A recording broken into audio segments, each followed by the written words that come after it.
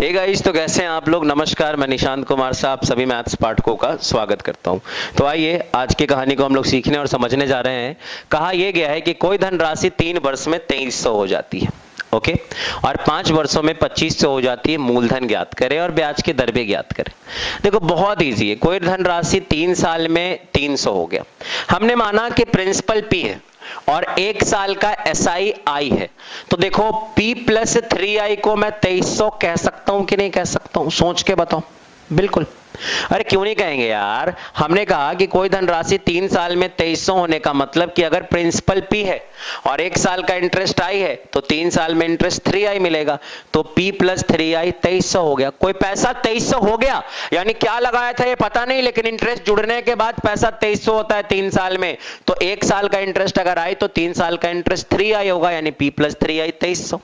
और 5 साल में पैसा 2500 हो जाता है, यानी P प्लस 5I का मान 2500।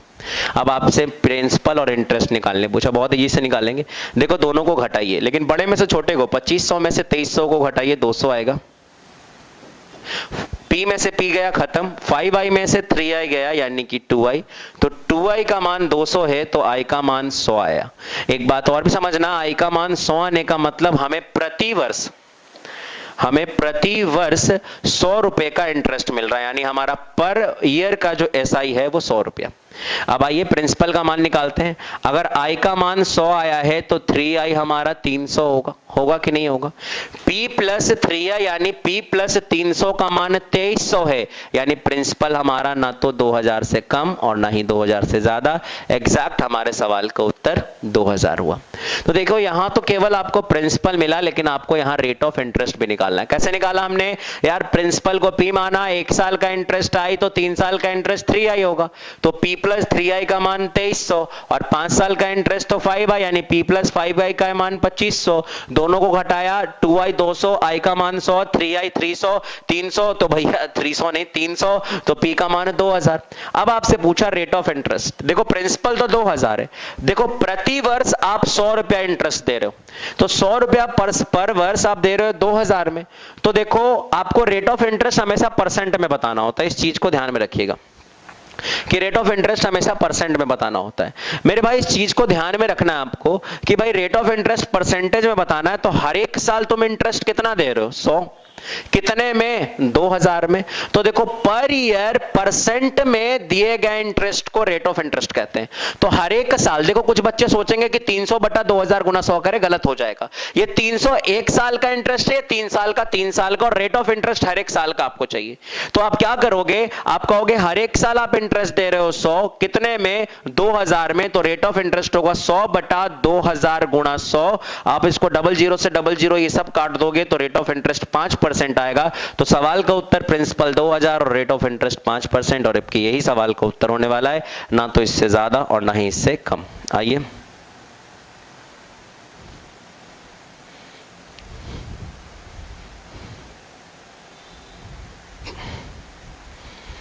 देखो लिखा हुआ है, यदि कोई निश्चित राशि ब्याज दर पे 5 वर्षों में हो जाता है 10,000 और 7 वर्षों में 10,800, तो प्रतिशत ब्याज दर ज्ञात करें। देखो प्रतिशत ब्याज दर ज्ञात करने के लिए प्रिंसिपल भी आपको चाहिए।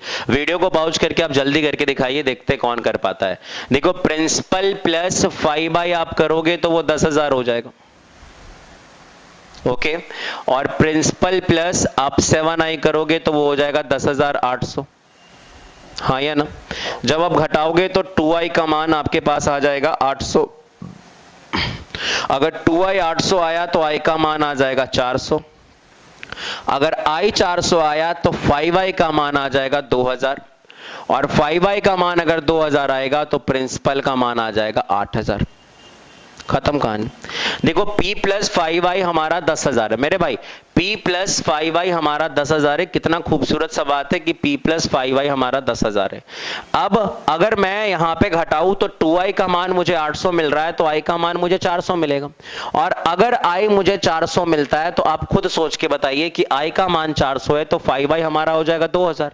और अगर 5I हमारा 2000 हो जाएगा तो आप एक बात खुद सोच के बताइए कि अगर 5I 2000 होता है तो प्रिंसिपल प्रिंसिपल हमारा हो जाएगा 8000। जल्दी जल्दी से एक बात सोच के बताओ कि प्रिंसिपल हमारा ये 8000 हो गया। बड़ी खूबसूरत सी बात है। एक चीज आपको ये सोच के बताना है कि प्रिंसिपल तो हमारा 8000 हो गया, अब रेट ऑफ इंटरेस्ट चाहिए। हर एक साल दिए गए प्रतिशत ब्याज को रेट ऑफ इंटरेस्ट कहते हैं। हर एक साल आप कितना ब्याज देते हो? 400, और 400 ब्याज देते हो कितने में? 8000 में। यानी सवाल का उत्तर 400 बटा 8000 गुणा 100। और आप अगर ये करने वाले हो तो आपको पता होना चाहिए डबल जीरो से डबल जीरो कट गया, एक जीरो से एक जीरो कट गया, 8 से कट गया 40 5 बार में। तो सवाल का उत्तर ना तो 5% से ज्यादा और ना ही 5% से कम, एग्जैक्ट 5% आने वाला है।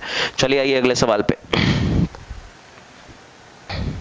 देखिए अगले सवाल को देखिए। कहा गया है कि कोई धनराशि कोई चौथे साल के अंत में और पांचवें साल के अंत में भाई 1290 और कितना है, और भैया 14240 हो जाती है, तो ब्याज की दर पता लगे। ये बिल्कुल मैं बताने वाला नहीं, बस मैं हिंट दे रहा हूं। देखिए यार चौथे साल के अंत में, यानी ऑब्वियस सी बात है P+4i। P+4i का मान तेरे को दे रखा है कितना? तेरे को दे रखा है 12900। और 5 साल के अंत में यानी P+5i का मान क्या होगा? P+5i का मान होगा 14240। अब यहां पे दोनों को घटाओगे, i का मान आएगा और रेट ऑफ इंटरेस्ट तुमको निकालना पड़ेगा। अगर नहीं बने तुरंत मेरे को कॉल करो। आप कहोगे मास्टर ने ऐसा क्यों किया? तो मैं ये आपको होमवर्क आपसे बनवाना चाहता हूं, इसीलिए मैंने इस सवाल को यहां पे रखा। थोड़ा सा उत्तर देख लेना। उत्तर थोड़ा सा आपको हो सकता है अप्रॉक्स में आ जाए, हो सकता है एग्जैक्ट आ जाए। ये तो मैं आपको नहीं बताऊंगा, ये तो मैं आपसे छुपा के रखूंगा। हाँ, सवाल नंबर 28।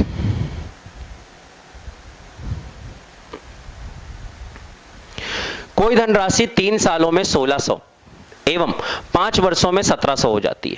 देखिए कोई धनराशि जो है वो 3 साल में आपका 1600, यानी कि P+3i का मान आपका हो जाएगा 1600, और 5 सालों में 1700 यानी P+5i का मान हो जाएगा 1700।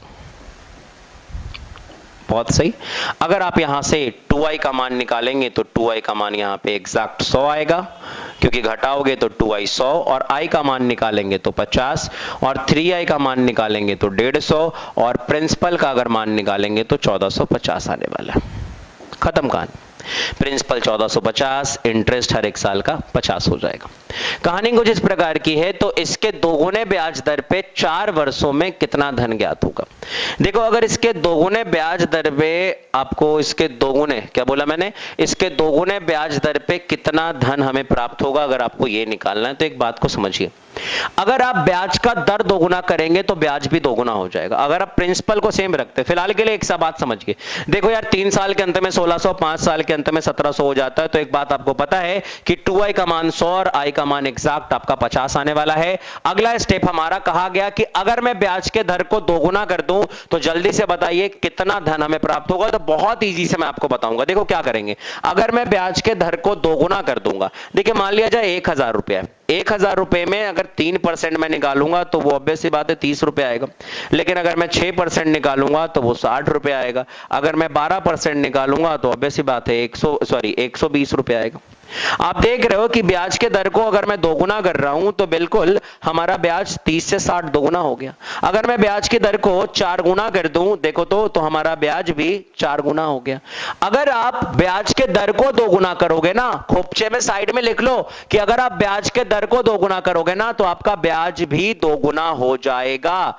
बोला ये गया कि यार सबसे पहले कि 3 वर्ष में कोई राशि 1600 और 4 वर्ष के अंत में 1700 हो जाती। यहां से मुझे पता चला कि पुराना वाला इंटरेस्ट हमारा 50 और प्रिंसिपल 1450 है।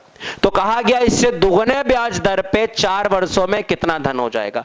देखो मुझे 4 वर्षों में इसे दोगुने ब्याज दर पे कितना धन होगा यह निकालना है। इसके लिए मुझे प्रिंसिपल और इंटरेस्ट को जोड़ना पड़ेगा।